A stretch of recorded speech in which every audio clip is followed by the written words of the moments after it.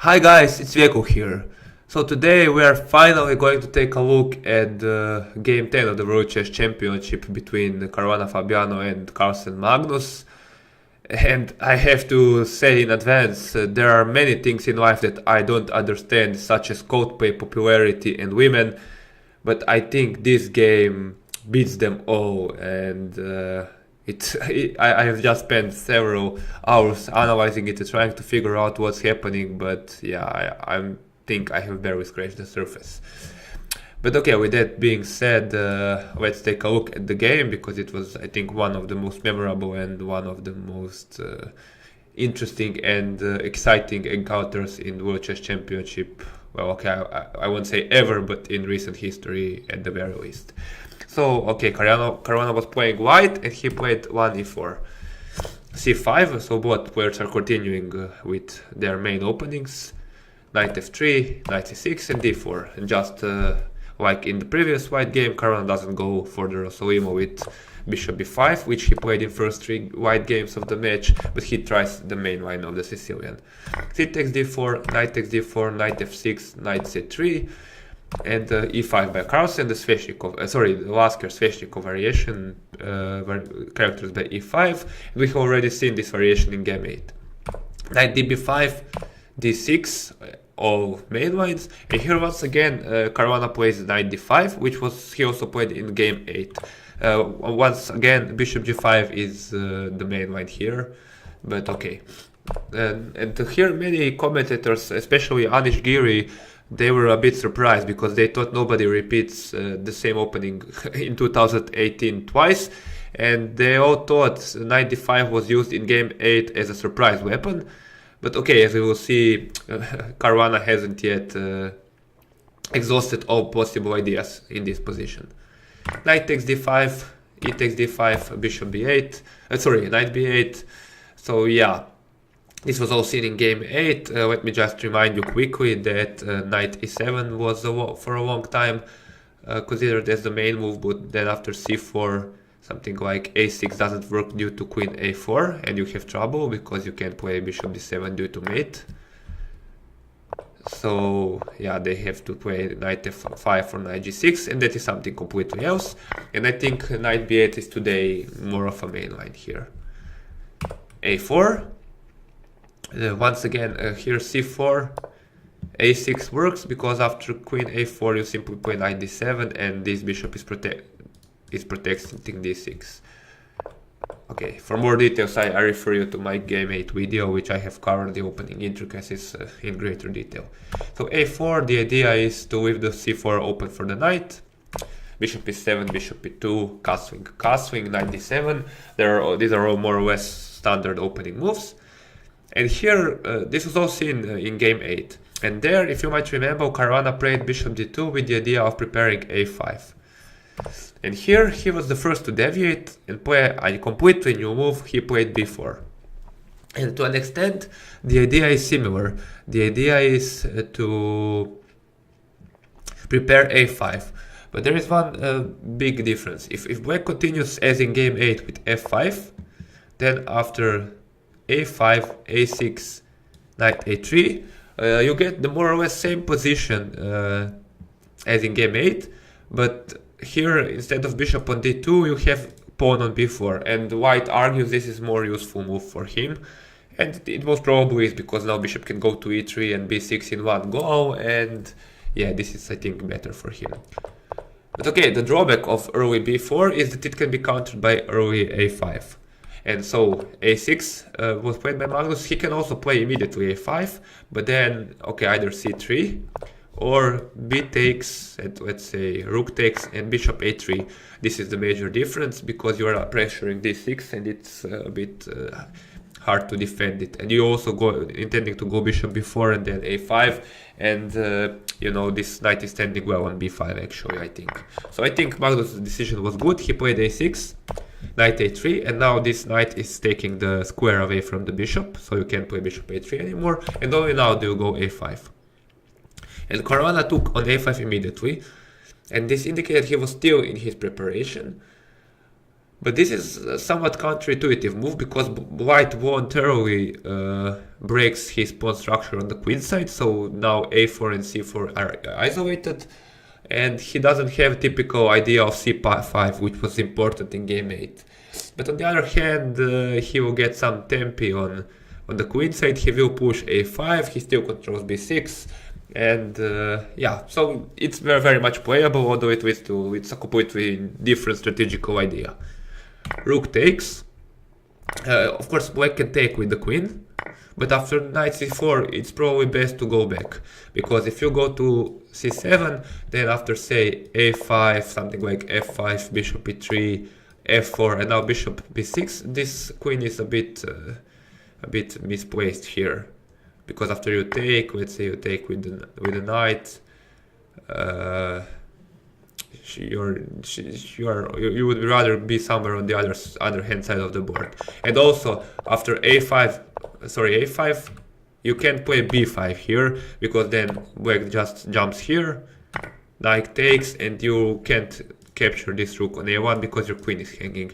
And after queen b7 takes, your pawn is hanging here, and it's not so easy for you to get this pawn back. So let's say after queen d3 and queen b5, white is simply much better. He can go f4 also, bishop b3, and yeah, you're busted as black, more or less. Okay, so rook a5 was played, and after knight c4, rook went all the way back, which is a normal and logical move, and now Caruana played bishop e3. A5 would be met by b6, so it's too early to go a5, bishop e3 first, and now f5. A pretty human move, trying to push f4 and then hinting for some sort of attack. And f4 will come with tempo, and white actually has trouble establishing control over e4, which is thematic in these structures. It has to be mentioned that b6 was also mentioned both by Svidver and other commentators in their analysis, but there is one concrete problem. There is rook b1, and this is what probably Magnus didn't like. And now let's say if you take here, then after knight b6 you are a bit... maybe you can be okay, but it's slightly annoying. And if you play rook b8, then after some queen d2, let's say bishop a6, you run into some sort of knight e5, and this bishop is not defended, so you have to take on e2, and now after knight c6 you hit the queen, you're going to recapture the bishop, and the white is up a pawn, and this knight is a monster, so here white is probably objectively winning, so this is not good for him. Okay, so f5 was played, a5, f4, logical move, continuing to push on the king side, bishop b6, and now here queen e8 was played by Magnus. If he took on b6, knight takes, bishop b8, and now here bishop g4. This is very important, and once you get rid of these bishops and you remain with the knight against this bishop, especially in this configuration, you will be more or less eternally better, because you will not have an attack on the king side, and this knight will be a monster, and you also have a weak b7 pawn, which is controlled by a5 pawn. So you don't really want to do that, and here Magnus played queen e8. And this is where game starts to be incredibly complicated, primarily because there are like millions of possibilities on every move. And yeah, it proved to be very difficult even for these two wonderful players. I will try to shed some light, but it's important to mention that several lines we are going to examine are interesting primarily due to from scientific point of view and not practical point of view, because many moves that the engine suggests are simply way too inhuman to be played in the actual game. So this is like the critical position of the game. And let's see some of black's options. So first, white's options. So first of all, the most obvious move is bishop c7, trying to attack d6. But now black has more or less two options. He can either defend with queen g6 or with rook f6, and both moves are possible. Queen g6, let's say.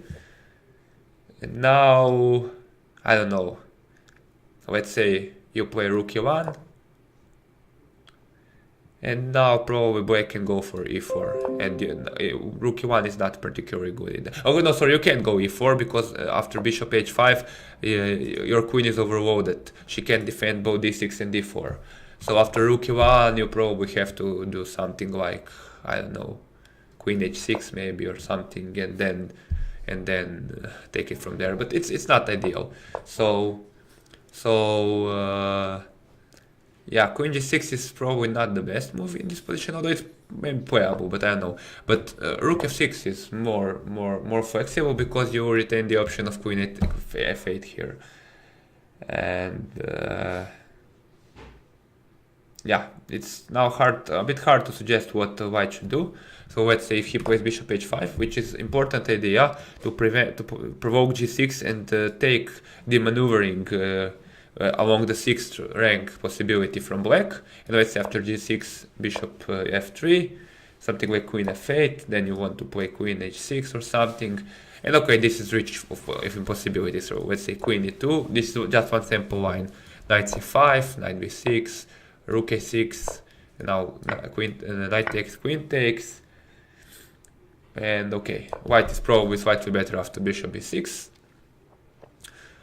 But okay, I think play of both sides and in black in particular can be improved here. So yeah, it's not so clear. Maybe after queen g6, let's say rook e1, once again, maybe you don't need to go. Maybe you can play something different. Let's say rook f6 now maybe, and if bishop h5, you go queen h6. And okay, there are lots of possibilities here. Okay, so that was one move. The other, probably the best move in the position was rook e1. This was mentioned by some commentators in the Chess24 chat, because the idea is to get the bishop to e4 and to control this square. This is, I think, quite strong. It's hard to say what black should do. So let's say if you play queen g6, you play bishop d3, and now e4 is impossible. So the engine suggests that after knight takes b6, rook a7, bishop g4, bishop takes, queen takes, and bishop d8. This is better version than the previous note, because now bishop can go to d8 immediately and challenges knight. But still, I think white is slightly better here, and he has some chances. And more importantly, black's kingside attack is non-existent. So it's complicated, but I think, okay, black can probably hold with proper play, but it's completely another thing. And finally, the most precise move, maybe the most interesting move, is bishop h5 here. The idea is once again pretty simple. It is to provoke g6 here, and after g6 you go back with bishop e2. If you play bishop f3, which seems more natural, then black can actually go knight f6, because after bishop c7 he can defend this pawn with rook a6, and your bishop is not on into e2, and it will not attack this rook on a6. So bishop e2 should be played. And now black once again has to take on b6, knight takes b6, rook a7, bishop g4, and now there is this beautiful bishop f5. This is the drawback of provoking g6, because now this move is possible, and after white takes, this position is unclear. Once again, this pawn on f5 is important because it controls e4 for the white queen. And okay, probably white is still objectively slightly better, but this is a better version of the endgame. Also g5 is opened, and okay, bishop d8 is coming. So yeah, I think black is even better here than in the lines we examined with rook e1 immediately. So yeah, and it is important to mention here that after bishop e2, knight f6 is not possible, because after bishop c7, rook a6, knight b6 attacks this bishop here. And after rook a7, this rook, and bishop b8 just wins an exchange for white. So that's the fine point here. But once again, I think not many players want to go bishop h5 and then go back just to waste a tempo here. It's incredibly difficult for a human to make this move. So yeah. Okay, this is just once again just a fraction of possibilities and evaluations possible to both players. I think I will link both Peter Svidler's analysis and Jermo Linsky's analysis below the video. I highly recommend Svidler's analysis because it is like 52 minutes long, and it's incredible how deeply and what he shows in such a short span of time. So finally, let's get to the move that Caruana played in the game. He played rook a3, and this is actually a mistake, although it's pretty logical human move. So he anticipates some attacks along the third file, especially after e4 and f3 get played, and actually this rook fulfills an important defensive duty here. But as we will see, there is one tactical drawback associated with this rook maneuver, which will be b5 much later in the future, but we will get to that. So there were better alternatives, but okay, Caruana's move is understandable for human point of view. Queen g6, logical move. Now bishop c7. So now if you play rook e1, it's a bit too late, because now black can play knight f6, and if you play bishop c7, e4 comes, and you can't probably take on d6 because you're too late. Because so let's say if you take with the bishop, takes, and now f3 comes, and after bishop f1, either bishop h3 is very annoying. So yeah, after g3 say takes, I don't know, takes, you're already close to getting checkmated, and this pawn is insignificant because queen h3, knight g4 is coming. And if you take with the knight here, knight takes, f3, bishop f1, knight g4 is now even stronger, queen h5 or such. There are so many threats, and yeah, just optically speaking, this is not something you want to play as white, even if there is a narrow path to salvation. So yeah, bishop c7 attacks the d6 pawn, and more importantly prevents knight f6. But now e4 by black, and king h1 avoiding all f3 tricks. So let's say if you play f3, e3, and this is actually better for black because he can build up his attack slowly with moves like queen g5, rook f6, knight e5, knight f6, knight h5. So there are lots of possibilities, and this pawn duo breaks the communication along two sides of the board for white. And also after g3, f3 simply wins this bishop, and we win the game. So you can't play g3 immediately. King h1, and now there is this b5 move. Actually, there is one amazing suggestion here by the engine, which is queen h6.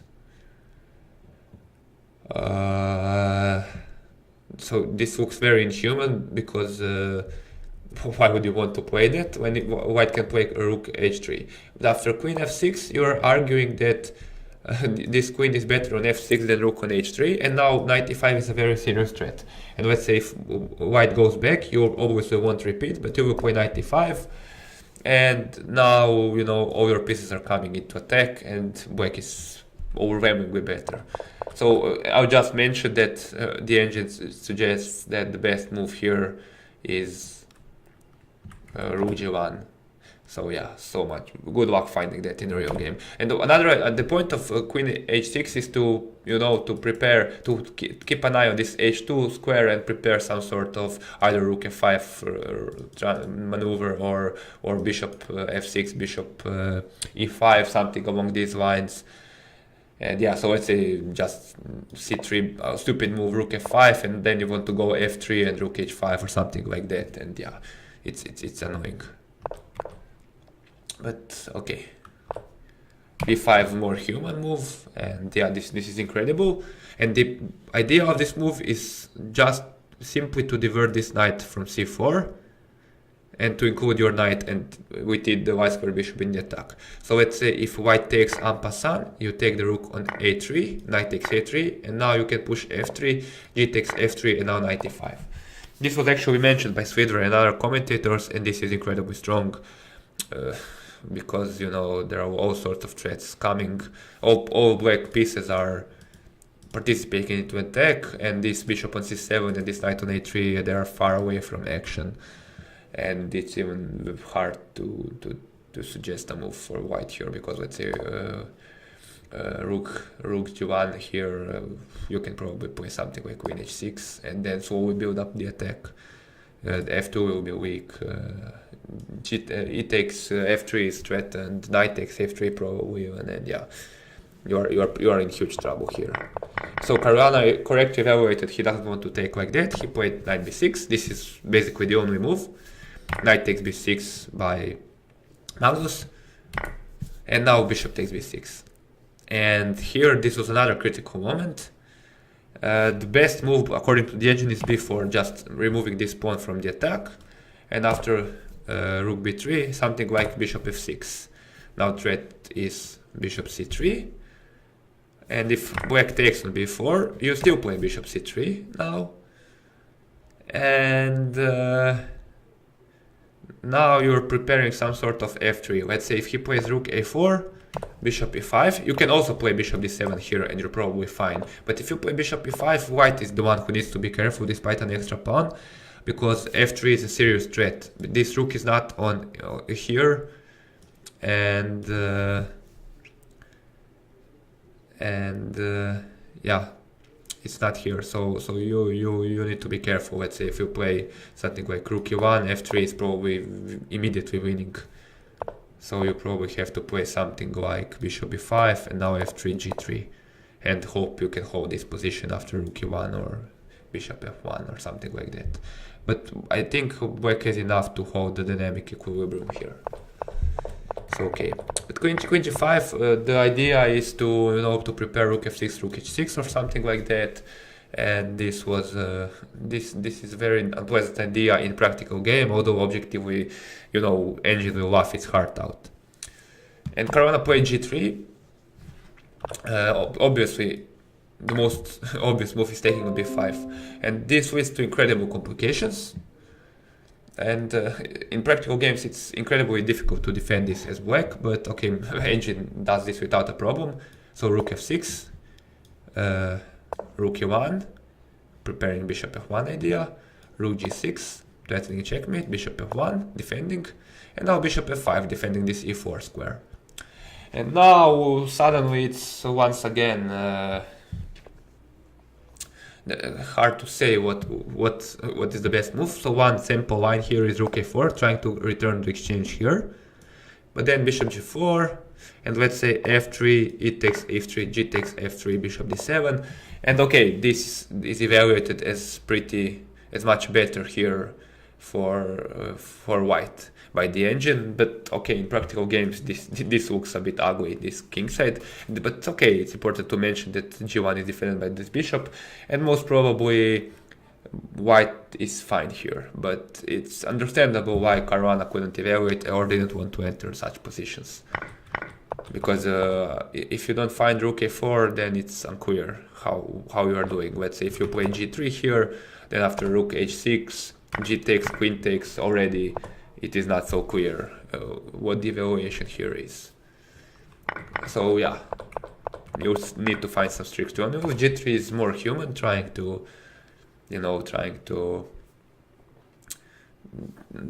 defend and to hinder black's counterplay on the king side. And now b4 by Magnus, f3, bishop b5, and probably Magnus didn't believe he has the attack here, because once again, let's see, queen g4, rook e1 here, and then you might have trouble on this square as well. Once again, there are some, for instance, let's say rook f6, and now there is this idea of rook e4, queen takes, and rook e3 in this position. And amazing one variation shown by Swidver, if you play queen b4 here, then there is this amazing c4. And if black removes the bishop, you play queen b3 and you'll lose the queen. The queen is trapped, which is one amazing variation here, which, yeah. But okay, even if that doesn't work, that doesn't see you, b4 is like more logical move here. And Caruana played rook b3, because if you play g takes f4, queen takes f4, bishop b3, once again bishop f6 with the ideas of bishop e5 is probably fine for white, but a bit unpleasant after say rook g1, bishop e5, rook g2. Yeah, it's probably okay for white because bishop h3 is not possible due to this rook, but once again it's hard to play this position for both sides. So yeah, he didn't want to do that. He played rook b3, bishop h3 was played, and here rook g1 was played by Caruana. Rook e1 is almost losing here because after bishop f6, bishop c3 is going to hit this rook, and if you play rook b4, bishop c3, you win the exchange nevertheless. And rook takes, bishop takes, queen takes, and now rook e8. And this is not the good version of exchange sacrifice for white here. So, although even here after bishop f3 he may hold, but it's not so pleasant. Okay, so rook g1 is better, f3, and now bishop f1. Here it is worth mentioning that bishop b5 would be losing. And not because bishop g2, because this actually version of the exchange sacrifice is fine for white.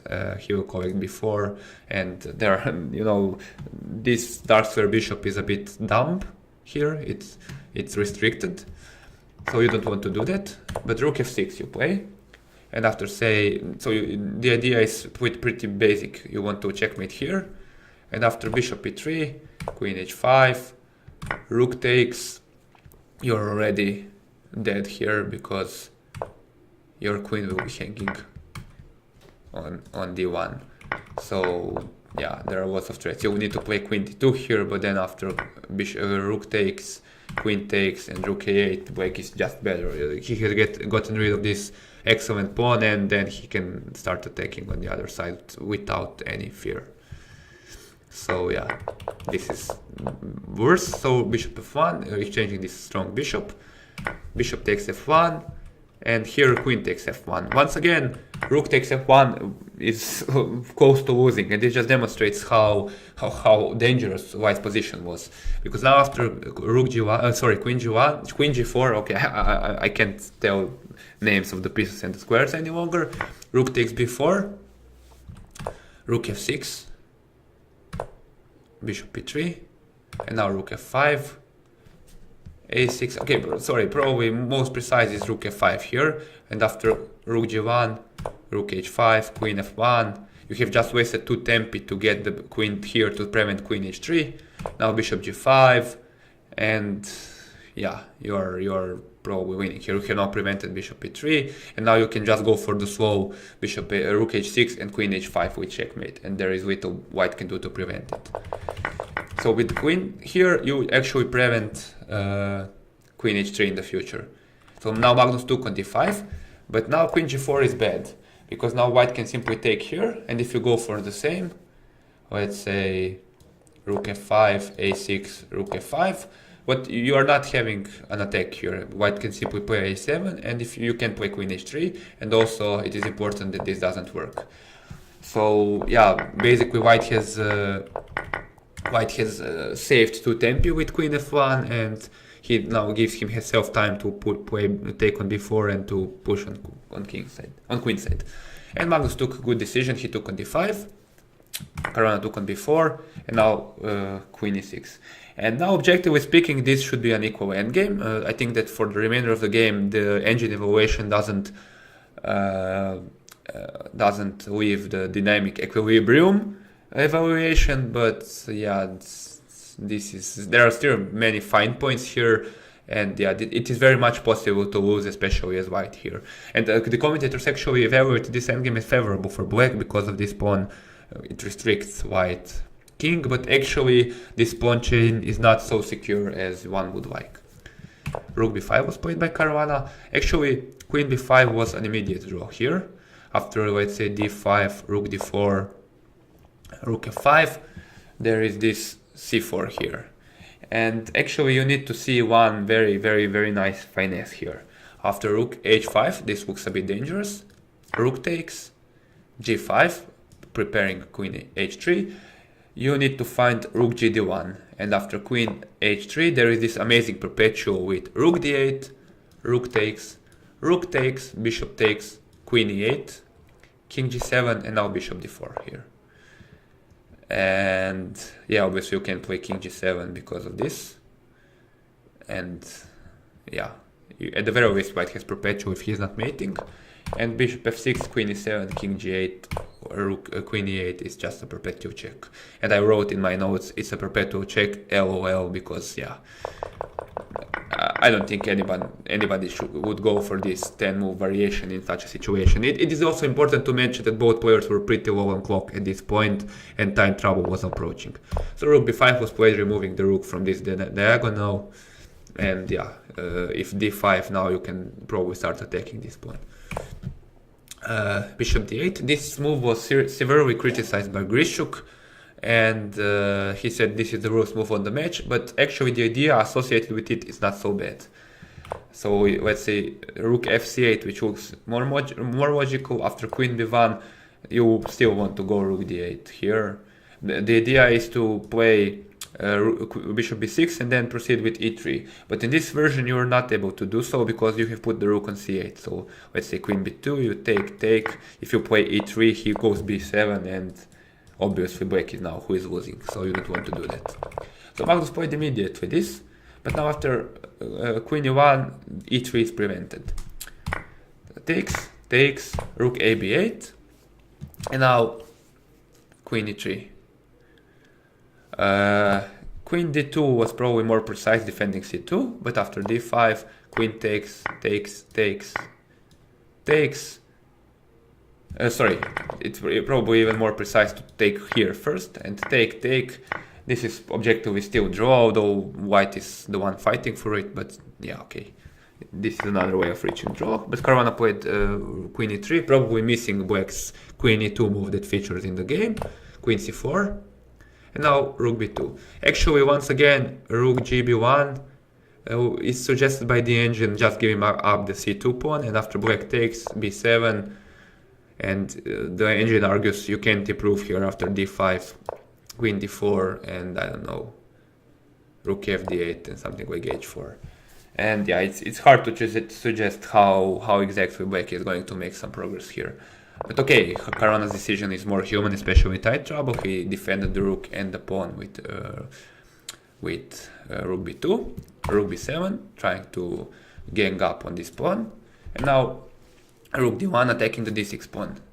Actually, h4 was probably more precise, making space for the king.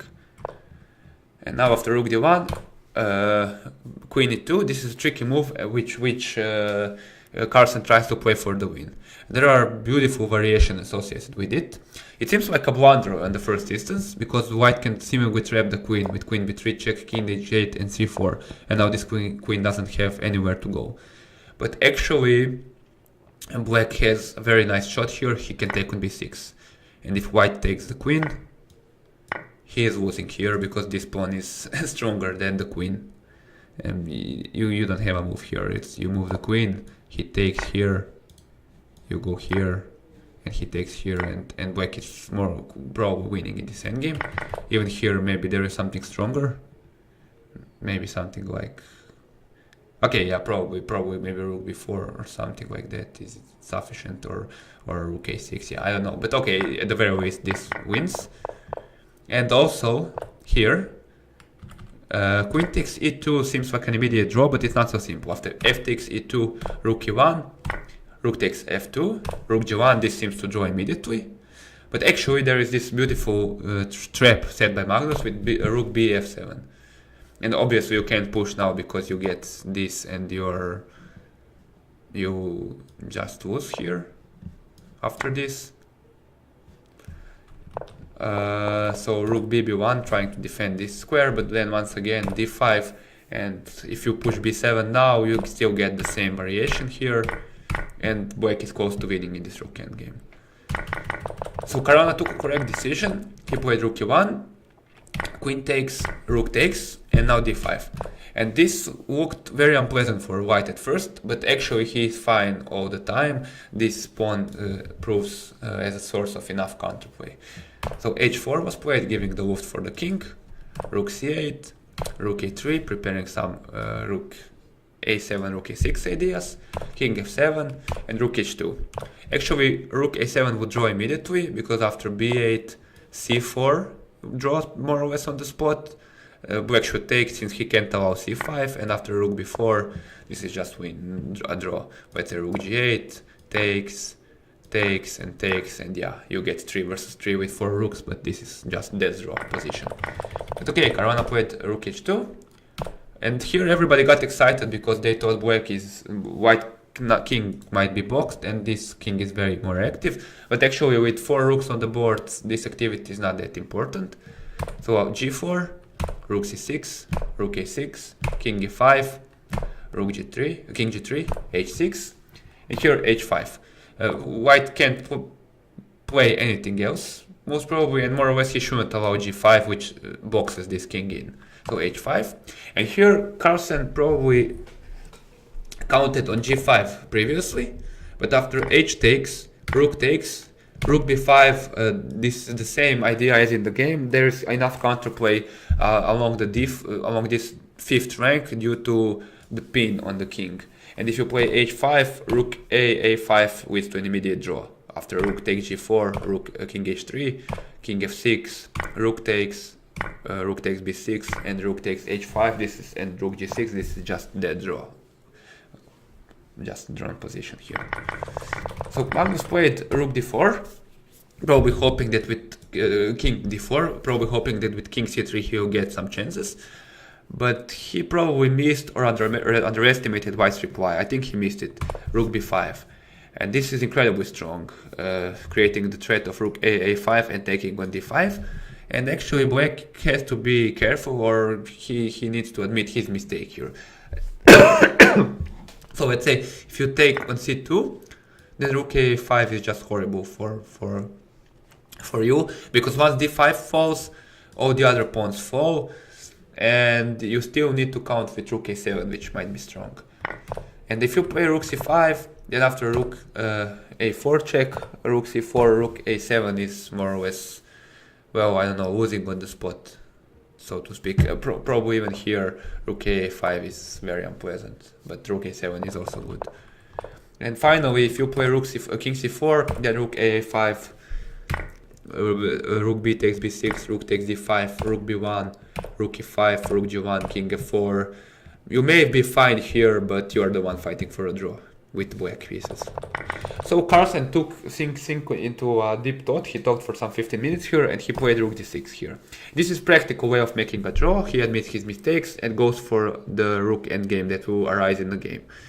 a4 check, king d5, rook a b4 defending b6, and now c4 is coming more or less no matter what black does. So king e6, getting the king back to the king side, c4, splitting this pawn chain, and now takes. Once again, if you push d4, I think this is a catastrophe for you, because if you play here, then this is coming and you're just asking for trouble. So d takes c4, rook takes b6, rook takes e4 check, king f7, rook f5 check, rook f6, and here king takes f6, king takes f3, king f7, and now king g3. Here players shook their hands immediately. Caruana didn't even try to win this endgame because it is a theoretical draw. And probably they could beat someone like me, but okay, after such a game and after such a exhaustive battle, they probably decided they don't want to waste any more energy or time in theoretically drawn endgame. So yeah, you gotta respect Caruana for that, and yeah. Yeah, so yeah, that was the game. For those of you who managed to last until the end, I want to thank you for watching. I really didn't want to shorten it because it is such an incredible, such a rich position, one of the best games in modern history, and anybody who's complaining how bad these draws are, basically, yeah, should just look this game and yeah, change his mind probably. And okay, that's all for today. As you can see, we have made some slight changes in the layout of the video. We are trying to pretend we are funny. So yeah, we will have a chess meme of the day category, and if you watch, you can send us your memes to my email, which I will link below, and also if you want to support our work, if you want to support our channel, you can donate using the PayPal link given in the description of the video. It will be much appreciated, because yeah, if somebody is willing to pay to hear me blabbering about chess, it will be like a dream come true for me. So okay, that's all for today's video. Thank you for watching. As usual, you can watch the previous 2 videos on the left hand side of this screen. I always miss that, so it's left hand side. And yeah, until the next video, stay very well. Please don't play the London system. Nobody wants you to do that. And see you some other time. Goodbye.